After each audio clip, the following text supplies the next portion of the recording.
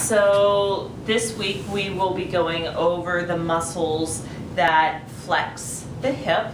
So basically when they engage, they flex the hip and they also extend the leg. Those are the two functions of the quadriceps. Now, it's important to know that all four of the quadricep muscles, so quad means four, all four of them insert into the patella, the kneecap. This has really helped me because I've had 2 knee surgeries in my past on my right leg, and I do have pain in that knee. So when I was able to connect to different asanas that help to strengthen that knee, I started to find a lot of relief and a lot less pain in my practice and in my daily life of just moving around, going up steps, going down steps, and just walking in general. So the four quadriceps are, the main one starts at the top of the femur. That's where it originates. The rectus femoris then comes down and inserts into the patella. Then you have your vastus medialis. It's on the inner part of, or I should say, more the inside of the leg, just inside the rectus femoris. Then you have your vastus lateralis, which is on the outside upper third of the femur, and it comes down and inserts into the patella. And then lastly, underneath the rectus femoris is your vastus intermedialis. Vastus intermedius. So it comes and down and inserts into the patella. So again, flexes at the hip and extends the knee. Remember that yoga is about balance. So when one muscle is equally contracted, the opposite muscle is equally stretched. And depending on the tightness in the hamstrings is how much your quadriceps are going to contract. So in here, Dr. Ray Long talks about how to bring action to the quadriceps, and he gets you into trikonasana, and then to awaken them you come into wheel. What has really helped me is what I learned during his workshop when we talked about engaging those muscles in the Virabhadrasana postures. So in there, also read over the knee biomechanics, because in there he talks about the gastrocnemius. When you press into the ball of the foot, your calf muscle, your gastrocnemius muscle engages, and it helps protect those knee flexors. And when you get into postures, you don't want to hyperextend the leg, so you don't want to lock the knee. You want to keep it just a tiny bit bent, a micro bend.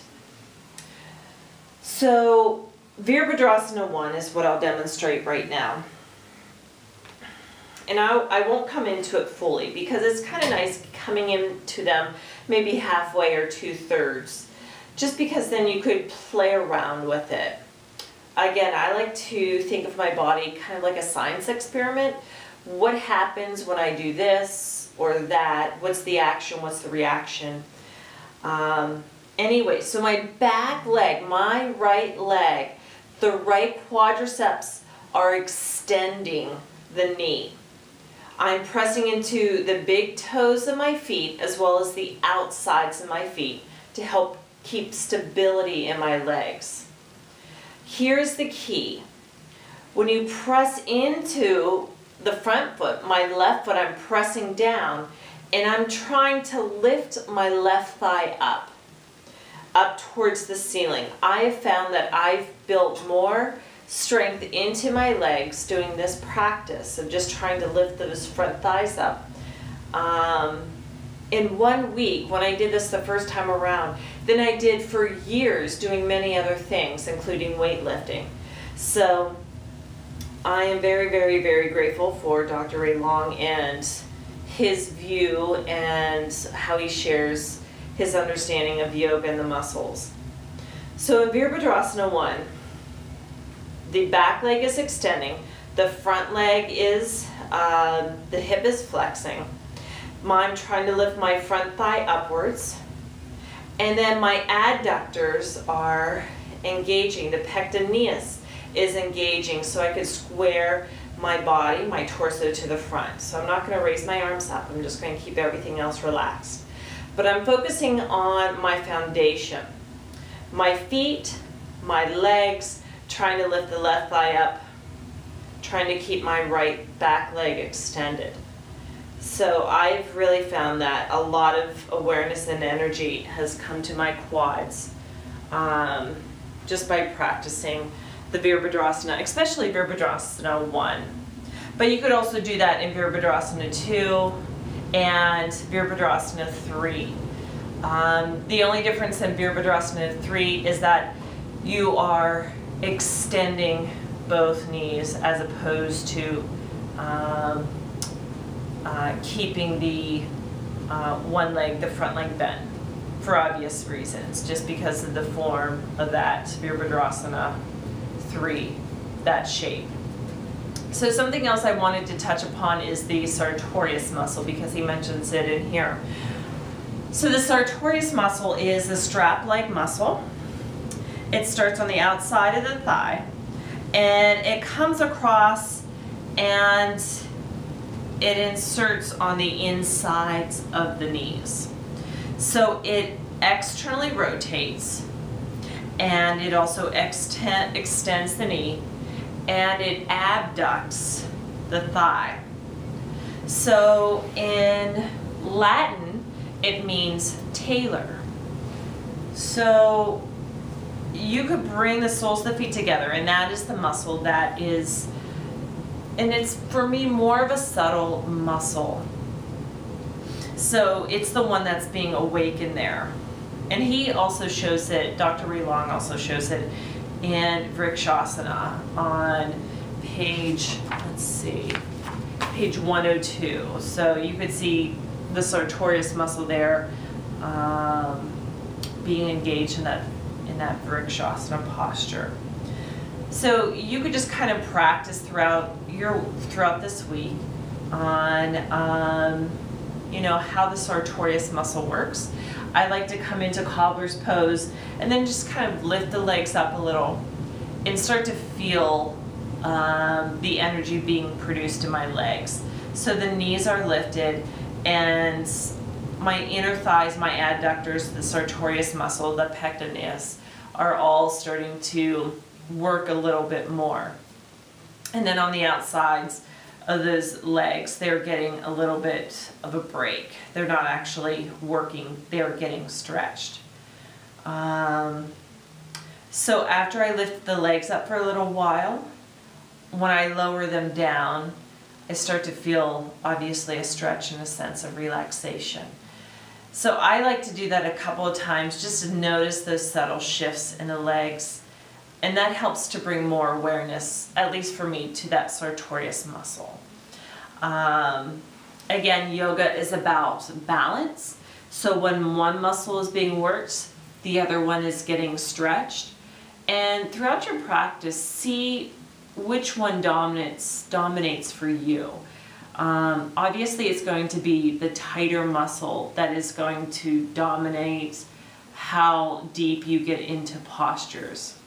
One more thing with the flexing of the hip in the quadriceps. So coming into Uttanasana, forward fold, I'm just going to use blocks. So before I get into it, think of contracting. Well, the feet are stable, they're not going anywhere. So when you engage the quadriceps, what happens is you simply fold forward. So I have a lot of flexibility in my hamstrings, and I'm not going to go all the way down, but I just want to bring awareness to another way you could get deeper into stretching out those hamstrings and engaging the quadriceps. So imagine as though you have stoppers on the outsides of both feet. And this is going to get into the gluteus medius muscles, When you attempt to drag the feet away from each other against those imaginary stoppers, you engage those gluteus medius muscles, and that actually brings the torso closer to the thighs. For me, it's very cool to feel this happening because there's no effort being done in those quad muscles, but yet it helps me get deeper into the pose. Again, try not to hyperextend the knee. Try to keep that micro bend in the knee. And try this. Try pressing down into the balls of the feet so you feel the calf muscles engage. And then just let the head hang. Just allow the whole torso just to dangle. So effort being done to get you here. And then try to soften into that so it becomes effortless. So I hope you have a wonderful week. If you have any questions about this whatsoever, please don't hesitate to contact me. And then next week we will get into the hamstrings. So thank you and namaste.